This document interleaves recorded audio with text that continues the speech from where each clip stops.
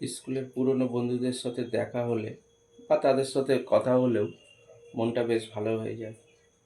এইরকমই একদিন স্কুলের বন্ধু অমরের ফোন পেলাম। অমর তার মেয়ের বিয়েতে আমাকে নিমন্ত্রণ করলো। আমি বললাম যদি সময় পাই অবশ্যই যাব। অমর বলল কি যে না না, সময় অসময়ের কোনো ব্যাপার না। হ্যাঁ, তুই আসিস। হুম, এখানে পুরনো বন্ধুরাও কিছু আসছে, তাদেরকেও বলেছি, সবার সাথে দেখা হবে। যাই হোক, মনটা আনন্দে নেচে উঠলো এই কারণে যে পুরনো স্কুলের বন্ধুদের সাথে আবার দেখা হবে, একটা ভালো সময় কাটাতে পারবো। তো আমাকে বললাম যে ঠিক আছে, তাহলে আমি চলে যাব। হ্যাঁ, তুই আমাকে ঠিকানাটা বল। অমর বলল যে বেতুয়াডাউরি স্টেশনে নেমে, বেতুয়াডাউরি একটা লালগোলা লাইনের একটা বিখ্যাত একটা স্টেশন। বেতুয়াডাউরিতে নেমে তুই স্টেশনের বাইরে ভ্যান পেয়ে যাবি। ওই ভ্যানে করে যে বলবি যে চন্দনপুর যাব, এবং চন্দনপুর গ্রামে এসে আমার নাম বললে যে কেউ দেখিয়ে দেবে। তাই আমি বললাম যে ঠিক আছে। যথাসময়ে বেতুয়াডাউরিতে নামলাম, কিন্তু দিনটা ছিল একটু মেঘাচ্ছন্ন এবং বর্ষণ মুখর। সারাদিন ধরেই অল্প হালকা, কখনো ভারী বৃষ্টি হয়েছে।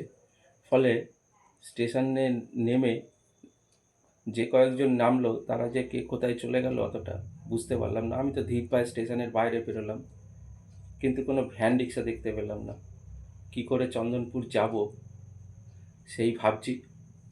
রাতও এমন কিছু হয়নি, কিন্তু কি করে যাব, কোনো যানবাহন না পেলে তো যাওয়া যাবে না। স্টেশন মাস্টারকে জিজ্ঞাসা করলাম, তিনি বললেন যে হ্যাঁ, চন্দনপুর বলে গ্রাম তো এখানে আছে, কিন্তু সেটাও তো আপনি পায়ে হেঁটে এত রাত্রিরে যেতে পারবেন বলে মনে হয় না।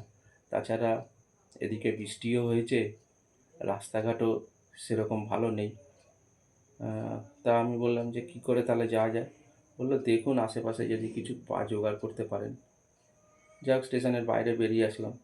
চারিদিকে দেখছি কিচ্ছু নেই। তখনই অমরকে দেখতে পেলাম, সাইকেলে করে আমার জন্যে এসে হাজির হয়েছে। মনটা খুশিতে ভরে উঠল।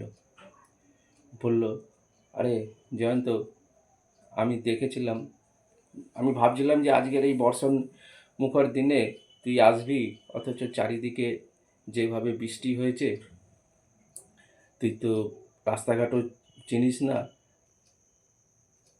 জয়ন্ত, তোকে দেখে খুব ভালো লাগছে, সেই জন্য আমি নিজেই চলে আসলাম। সাইকেলে করেই তোকে নিয়ে চলে যেতে পারবো। যাই হোক, অমরের সাইকেলে বসেই পিছনে বসে যাত্রা শুরু করলাম।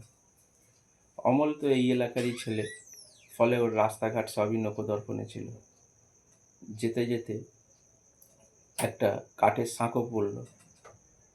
সাঁকোটা পার করে আমরা গ্রামে যখন পৌঁছলাম, দেখলাম বিয়ে বাড়ি হলেও বেশ একটা বিষাদের পরিবেশ সৃষ্টি হয়েছে। অমর বলল, আমি সাইকেলটা ওই বাগানে রেখে তুই যা বাড়ির ভেতরে, আমি আসছি। তো আমি বাড়ির ভেতরে যখন ঢুকলাম, দেখলাম সকলেই একটু কেমন যেন বিষাদ এবং কান্নার আওয়াজ আসছে। আমি একটু অবাক হয়ে গেলাম, বিয়ে বাড়িতে এরকম পরিস্থিতির সাথে তো ঠিক মানানসই লাগছে না। তা আমি জিজ্ঞাসা করলাম কি হয়েছে। দেখলাম আমার পুরনো বন্ধু শুভঙ্করের সাথে দেখা হয়ে গেল। শুভঙ্কর এগিয়ে এসে বলল, জয়ন্ত, তুই কি খবরটা শুনেছিস? আমি বললাম, কী খবর? বলল, অমর সাইকেল নিয়ে যাচ্ছিল তোকেই আনার জন্য, তুই এলি কী করে? আমি বললাম, কেন, অমরের সাইকেলের পিছনে বসেই তো আমি এই রাস্তাটা এলাম। ও অবাক দৃষ্টিতে আমার দিকে তাকিয়ে রইল। অমরের সাইকেলে বসে তুই এসছিস? চল তোকে কিছু দেখাই।